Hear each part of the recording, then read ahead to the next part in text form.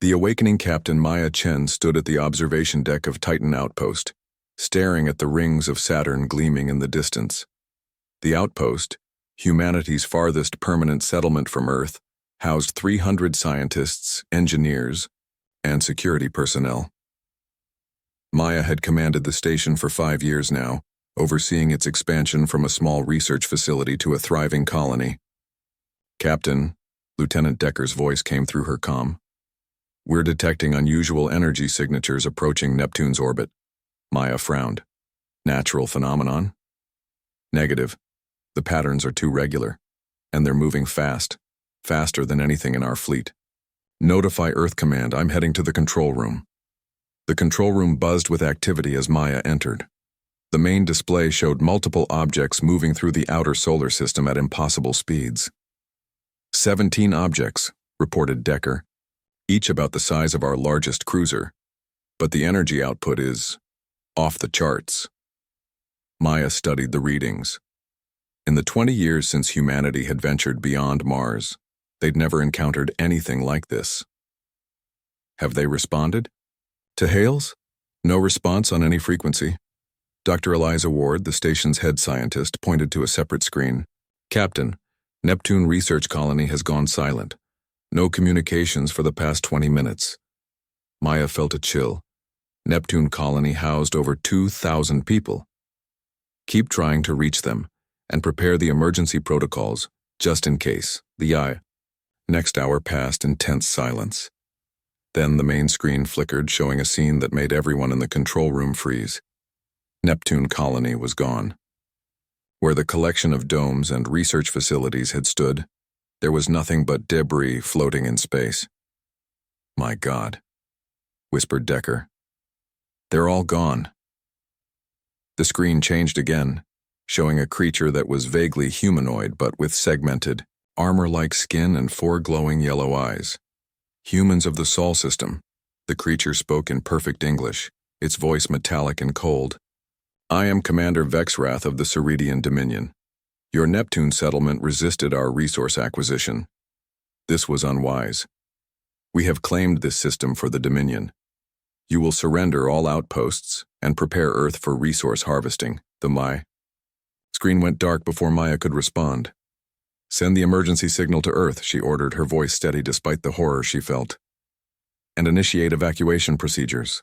As the evacuation began, Maya felt a strange sensation, a burning in her veins, a clarity in her mind she'd never experienced before. The fear was still there, but something else was rising to meet it. Something ancient and powerful. On Earth, similar reports were coming in. People experiencing unexplained physical changes, increased strength, enhanced reflexes, accelerated healing. Dr. Sanjay Kapoor, Earth's leading geneticist, had a theory. "It's being triggered by the threat," he explained during the emergency Global Council meeting. "Something in our DNA that's been dormant for thousands, maybe millions of years." Maya attended the meeting via quantum link from the emergency shuttle heading back to Earth. She'd been experiencing the changes more intensely than most, bench pressing 3 times what she could a week ago, running without fatigue, processing information at speeds that should have been impossible. "Are you saying we're evolving?" asked General Williams of the United Earth Defense Force. "Not evolving," Dr. Kapoor corrected. "Reverting. These genetic markers have always been there but inactive. It's as if they were deliberately switched off long ago and are now switching back on in response to this existential threat." The council chamber erupted in questions, but Maya's mind was already racing ahead. She could see patterns in the Ceridian attack that she hadn't noticed before. Tactical weaknesses, potential countermeasures. "General," she interrupted, "the Ceridians' attack on Neptune followed a specific pattern. They targeted communication. Arrays first, then power centers, then life support. They've done this before. They know exactly how to take apart a human settlement." The room fell silent. "How could you possibly know that level of detail?" asked the general. I don't know," Maya admitted. "I just see it. The way they moved, their attack vectors. It's all clear to me now." Dr. Kapoor was staring at her with fascination. "The cognitive enhancements are more advanced in some individuals. Captain Chen, would you allow us to run some tests?" Maya nodded. though her focus remained on the tactical display. We have 2 weeks before they reach Mars, maybe 3 before Earth. We need to prepare. Over the next 2 weeks, humanity transformed. The changes varied from person to person, but the pattern was clear. Humans were becoming stronger, faster, smarter. Military training that normally took months was being mastered in days. Engineers were developing weapon systems that had previously been theoretical. Scientists were making breakthroughs hourly. Maya found herself at the center of it all. Her tactical insights proved invaluable as Earth prepared its defenses. The Emergency Defense Coalition, a unified military command drawing from all nations, was formed with General Williams at its head and Maya as his chief tactical advisor. "It's as if we're remembering, rather than learning," Maya said during a strategy session. Like these skills were always there, just buried deep. The Ceridian fleet had taken Mars with little resistance, the small research outpost there evacuated just in time. But Earth would be different. The coalition had assembled a fleet of 70 ships, everything from repurposed cargo vessels to the newest military cruisers, all upgraded with technology that hadn't existed a month ago. Maya stood on the bridge of the flagship deterrent, watching as Earth grew smaller behind them. The fleet would make its stand at the orbit of the moon, hoping to keep the battle away from Earth itself. Captain Chen called out the communications officer. "We're detecting a new energy signature. It's not Ceridian, and it's coming from outside the system." Maya felt that new instinct flare within her, both a warning and a recognition. "Put it on screen." A sleek, silver vessel appeared, moving at impossible speeds toward Earth. It was, unlike anything human or Ceridian, its surface seemed to shimmer with an inner light. "Hailing frequencies open," said the officer. "This is Captain Maya Chen of the Earth Defense Coalition. Identify yourself." The screen flickered, showing a being with luminescent blue skin and large, multifaceted eyes. "I am Ambassador Kalara of the Galactic Council. We come with urgent information about the Ceridian threat and about the changes happening to your people." Maya exchanged glances with General Williams. "We're listening. The Ceridians have awakened something in your species that has been dormant for eons," said Kalara. "Something the rest of the galaxy has long feared would one day return." "What do you mean?" asked Maya, though a part of her already knew the answer. "Humans were not always as you have been," said Kalara. "Long ago you were the war gods of the galaxy." The reckoning. The bridge of the deterrent fell silent as Kalara's words hung in the air. Maya felt a strange resonance within her, as if an ancient memory were struggling to surface. "War gods?" General Williams finally asked. "What exactly does that mean?" Kalara's multifaceted eyes reflected the starlight. "Roughly 50,000 of your Earth years ago, humans were the most feared species in the galaxy. You were not simply intelligent or technologically advanced. You were natural warriors beyond compare. Your bodies could adapt to any environment. Your minds could process battlefield conditions with perfect clarity, and your aggression was limitless." Maya felt the truth of it in her bones.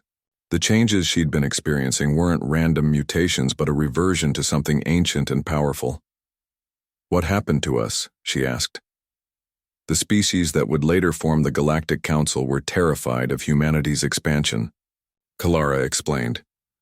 "Your colonies had spread across 3 spiral arms and you showed no signs of slowing. In desperation, a coalition of species developed a bioweapon, one that didn't kill humans but fundamentally altered your genetic expression.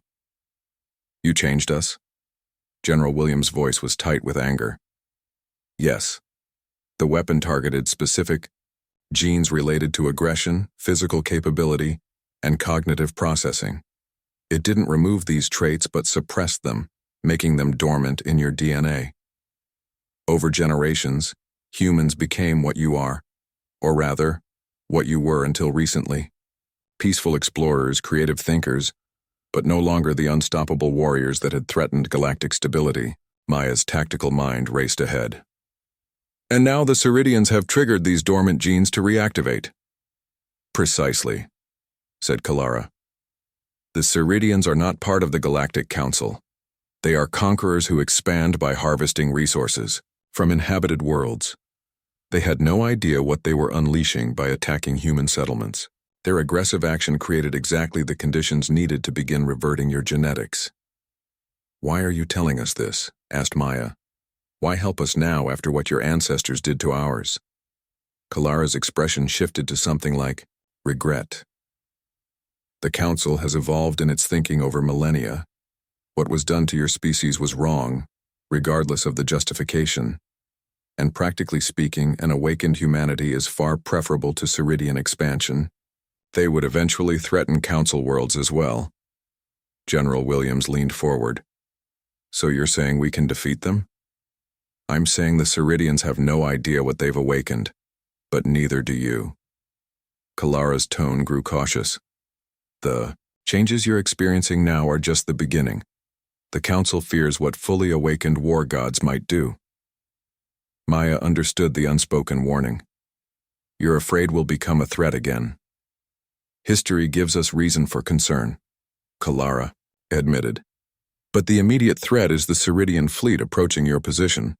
The Council can offer tactical information about their capabilities, but we cannot directly intervene without triggering a wider conflict." Over the next hours, Kalara shared critical intelligence about Ceridian weapons, shields, and tactics.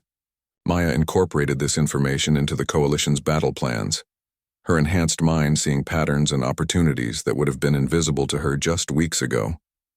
The Ceridian fleet arrived 3 days later, 30 warships moving, in perfect formation toward Earth's defenders. Maya watched from the deterrence bridge, feeling strangely calm as the enemy approached. "All ships, maintain position," she ordered. "Remember the plan. Let them come to us." The Ceridians struck with devastating energy weapons, but the Coalition ships had been modified based on Kalara's intelligence. Newly designed shield harmonics absorbed much of the impact. Earth's fleet responded with precision strikes targeting the weak points in Ceridian shield geometry. Maya stood at the tactical display, directing the battle with an intuitive understanding that felt both new and ancient. She could see the battle unfolding seconds before it happened, adjusting commands to exploit opportunities before they even appeared. "Squadron 3, break formation and execute flanking pattern Delta," she ordered. "Squadron 5, prepare magnetic pulse on my mark." Around her, the bridge crew operated with similar enhanced efficiency, moving faster, thinking clearer. Anticipating commands, there was a rhythm to their actions, a coordinated precision that felt like a forgotten dance remembered. The Ceridian commander, Vexrath, appeared on the main screen, his yellow eyes blazing with anger. "What is this? You were supposed to be easy prey." Maya met his gaze calmly. "You should have done your research, Commander. You woke up something that's been sleeping for a very long time." The battle raged for hours. Earth's smaller fleet should have been overwhelmed, but the awakening changes gave them an edge that technology alone couldn't match. Coalition pilots maneuvered with impossible precision, engineers rerouted systems with intuitive brilliance, and tacticians like Maya coordinated it all with a clarity that bordered on precognition. When Vexrath's flagship attempted a desperate strike toward Earth itself, Maya was ready. She'd held back 3 squadrons specifically for this moment. "All reserved squadrons, execute Hammer Protocol," she commanded. The Coalition ships emerged from behind Jupiter's moon Ganymede, catching the Ceridian flagship in a perfect crossfire. For a moment, Vexrath's face showed genuine fear, perhaps the first understanding of what he'd truly awakened. His ship exploded in a burst of energy, and the remaining Ceridian vessels began a disorganized retreat. Earth had won, but Maya knew this was just the beginning. 2 days later, she stood in a conference room aboard the Galactic Council vessel, facing representatives from 12 different species. Kalara served as intermediary. "The Ceridians have been driven back," Maya reported, "but they will return with reinforcements. The Council is prepared to offer humanity membership and protection," said a tall crystalline being at the head of the table, "in exchange for certain assurances." Maya knew what they wanted. Guarantees that humanity wouldn't become the conquerors they once were. She felt the new strength coursing through her veins, the clarity in her mind, and recognized both the power and the responsibility it represented. Humanity has changed, she acknowledged, and we're still changing. But we aren't the same species we were 50,000 years ago. We've built art, music, literature, philosophy. We value peace and cooperation. That wasn't erased by what was done to us, just added to who we were before. She stepped forward, feeling the weight of representing not just humanity as it was now, but as it had been and would become.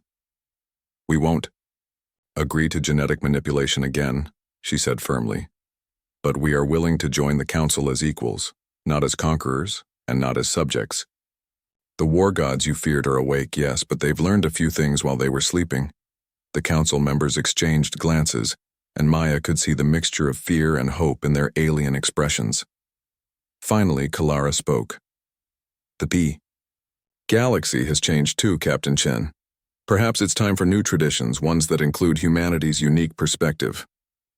As Maya looked around the table at the diverse species representing thousands of worlds, she felt something else awakening within her, not just the warrior instinct, but a deeper understanding of humanity's potential place in the cosmos. They would defend themselves against the Ceridians and any other threat, but they would also build something new. The sleeping war gods were awake, but they would forge their own destiny this time, not as conquerors but as defenders, explorers, and perhaps someday, teachers to a galaxy that had forgotten how to balance strength with wisdom. We accept your offer of council membership, Maya said. Now let's prepare for what comes next.